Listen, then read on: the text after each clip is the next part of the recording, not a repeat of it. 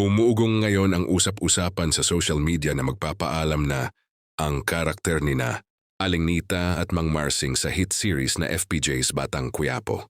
Ito ay matapos kumalat ang ilang larawan at post na tila nagpapakita ng pamamaalam ng dalawang veteranong karakter na kilala sa kanilang makulay at nakaaliw na presensya sa serye. Agad itong umani ng reaksyon mula sa fans na hindi inaasahan ang posibleng paglabas nila sa kwento.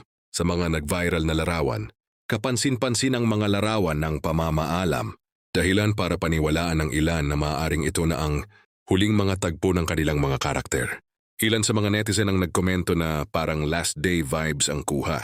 Hanggang sa ngayon, wala pang inilalabas na opisyal na pahayag mula sa Dreamscape Entertainment, ABS-CBN, o maging sa mismong mga aktor na gumaganap kina Aling Nita at Mang Marsing.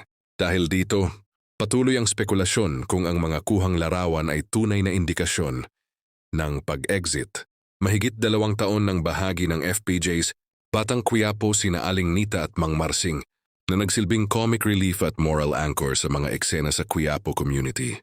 Maraming fans ang nagpahayag na malaki ang magiging puwang kung totoo mang aalis sila dahil ang kanilang tambalan ay isa sa nagbibigay buhay sa pang-araw-araw na takbo ng istorya. Marami rin ang nagsasabing naging parang nanay at tatay. Figure na ang dalawa sa viewers.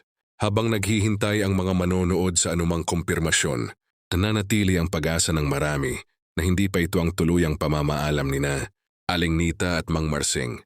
Hanggang walang formal na anunsyo, bukas pa rin ang posibilidad na bahagi ito ng mas malalim na plot development. Sa ngayon, hinihintay ng fans kung paano eksplorasyonin ng serye ang susunod na kabanata at kung ano ang magiging kapalaran ng dalawang minahal na karakter